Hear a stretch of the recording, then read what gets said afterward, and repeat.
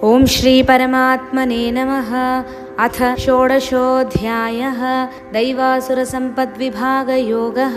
श्रीभगवानुवाच अभयं सत्त्वसंशुद्धिः ज्ञानयोगव्यवस्थितिः दानं दमश्च यज्ञश्च स्वाध्यायस्तप आर्जवम् अहिंसा सत्यमक्रोधः त्यागशान्तिरपैशुनं दयाभूतेष्वलोलुप्त्वं मार्दवं ह्रीरचापलं तेजः क्षमा धृतिः शौचम् अद्रोहो नातिमानिता భవంతి సంపదం దైవీ అభిజాతస్య భారత. పరమాత్మ ఈ 3 శ్లోకాలలో దైవీ సంపదలు అంటే ఏమిటి అనే విషయాన్ని విపులంగా చెప్పాడు. ఈ గుణాలన్నీ దైవీ సంపదలను పెంపొందిస్తాయి.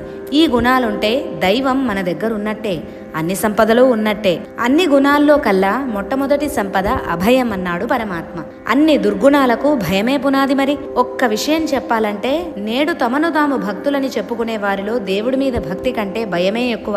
దేవుడికి కోపం వస్తుందేమో, శపిస్తాడేమో అని పూజలు చేస్తారు, కానీ భక్తితో కాదు.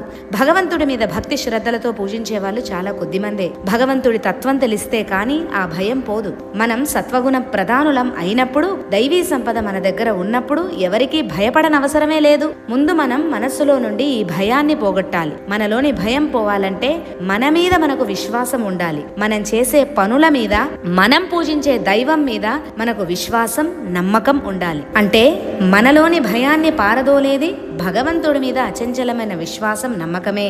భగవంతుడిని స్మరించి, ధ్యానించి, పూజించి భగవంతుడి మీద భక్తిని పెంచుకొని ఆ అభయాన్ని పొందుదాం. రెండవ గుణం సత్వ సంశుద్ధి అన్నాడు పరమాత్మ. అంటే చిత్తం, అంతఃకరణ ఎల్లప్పుడూ నిర్మలంగా ఉండాలి. చెడు ఆలోచనలు రాకూడదు. మనసు మలినం కాకూడదు.